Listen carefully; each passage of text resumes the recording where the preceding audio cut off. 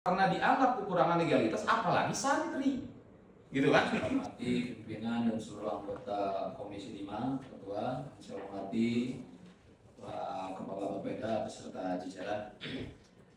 Sebelumnya mohon maaf Pak Ketua, saya mungkin kembali untuk sedikit menjelaskan dengan pertemuan Bapeda yang waktu kemarin, karena kebetulan yang waktu kemarin Pak Kepalanya tidak hadir.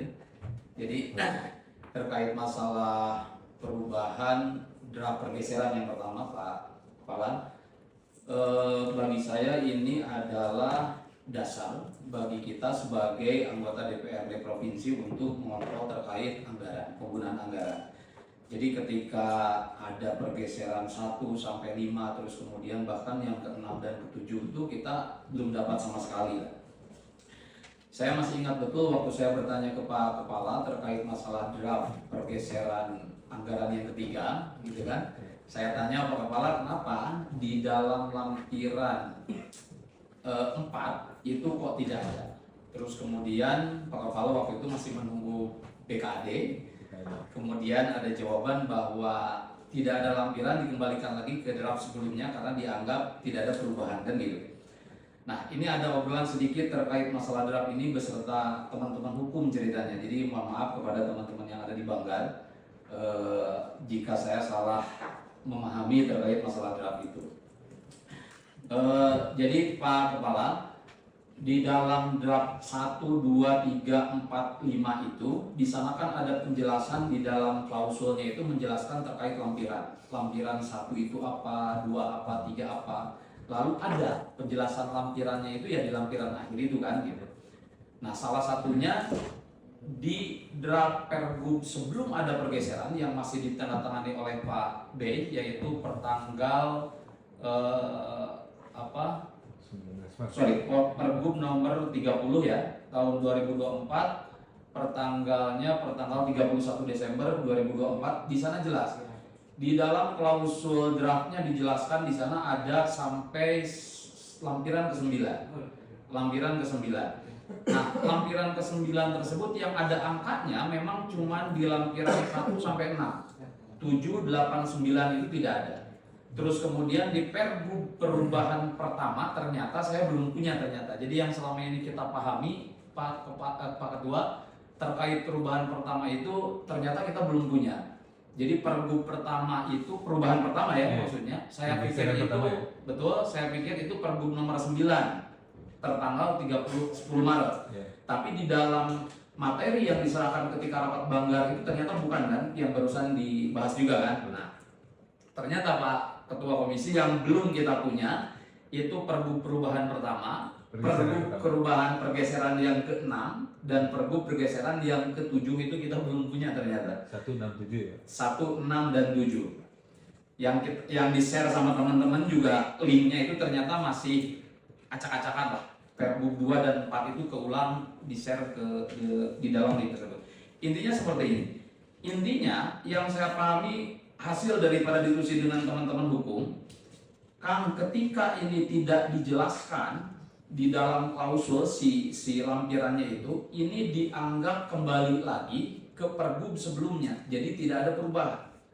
Nah, contoh kecil misalkan di Pergub ketiga itu di dalam klausul itu dijelaskan bahwa lampiran keempat itu diubah. Di dalam klausul pertama itu menimbang, perhatikan kan gitu. Lampiran 4 itu diubah. Tapi kemudian karena tidak ada penjelasan lampiran dikatakan bahwa lampiran itu nggak ada perubahan kan, ya kan gitu. Pertanyaan pertama, jadi yang benar itu ada perubahan atau tidak, kan gitu. Apa sih perbedaan perubahan dengan dihapus? Saya tanya juga kan. Perubahan itu ketika perubahannya tidak melebihi 50% maka bahasanya diubah. Tetapi ketika perubahan itu sudah melebihi 50% maka dihapus dan digantikan. Sebagaimana halnya perubahan angka pada lampiran kelima terkait ban khusus, di sana perubahannya udah lebih daripada 50%. Udah berkurang 1,3 triliun dari angka keseluruhan yaitu 2,5 triliun. Ban khusus. Ya kan Pak? Gitu. Nah, saya membaca Pergub ini Pak dari 1 sampai 5 ini ngitung manual Pak, saking gue pengen tahu gitu. Ternyata secara angka saya baru menerima kemarin nih materi hasil dari Banggar itu secara angka sama. Jadi perbedaan lampiran ketiga alias hibah itu hilang 289 miliar. Terus kemudian hilang pada lampiran 5 terkait ban khusus gitu, yaitu 1,3 triliun. Ya Pak ya? Ada perbedaannya di situ. Jadi lampiran 5 itu Pak, daftar nama penerima, alamat penerima, dan besaran bantuan keuangan bersifat khusus. Awalnya angkanya 2,540 triliun, terus kemudian terakhir menjadi 1,225 triliun alias berkurang 1,3 triliun, dan itu betul ada di perubahan pada pergub ketiga.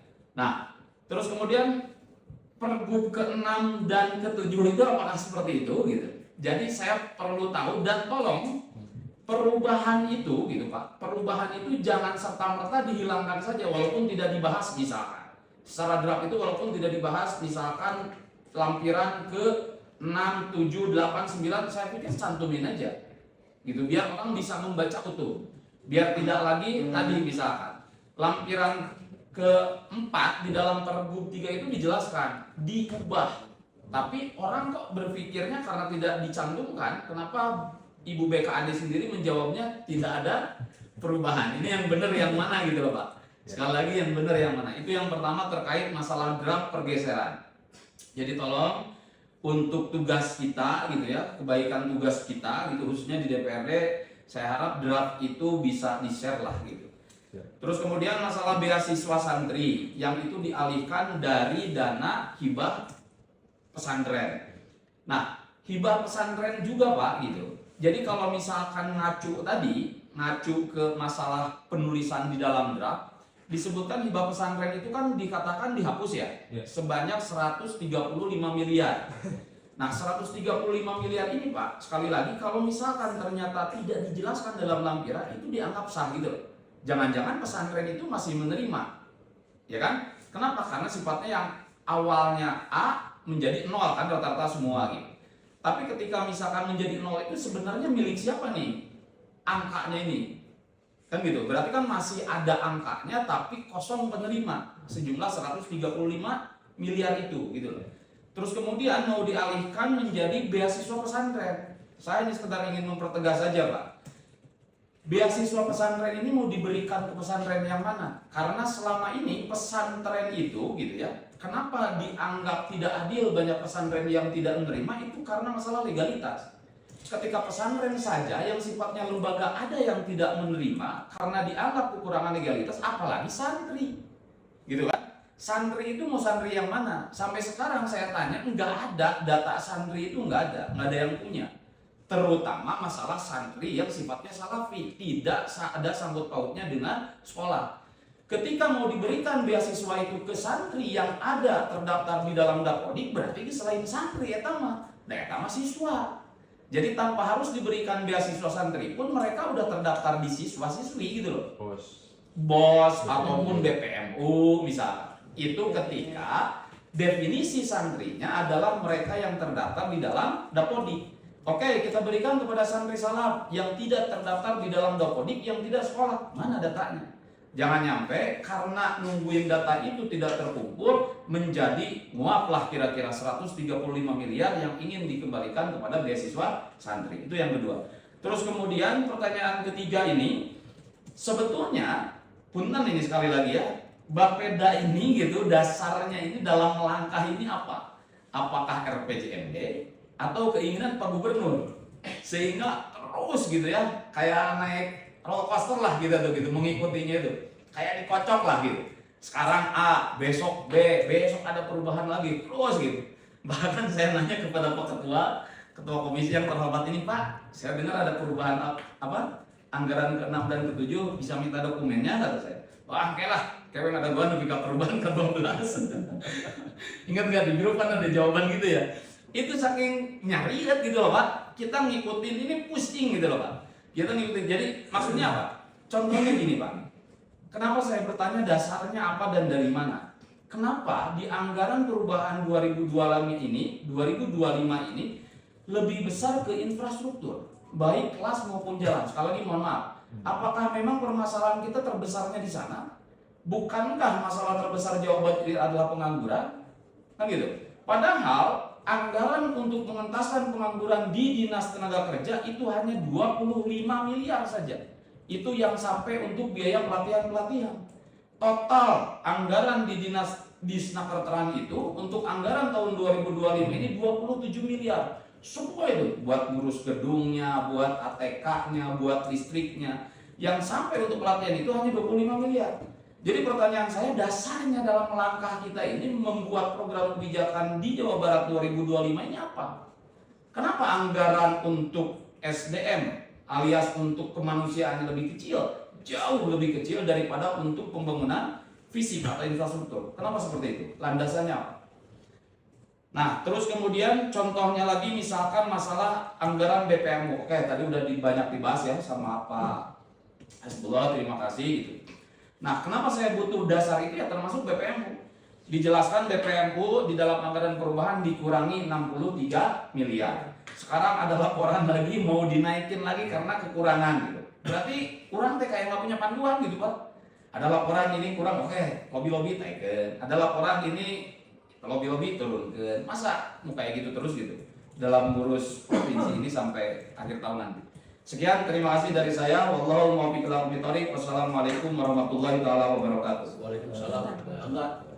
Oke.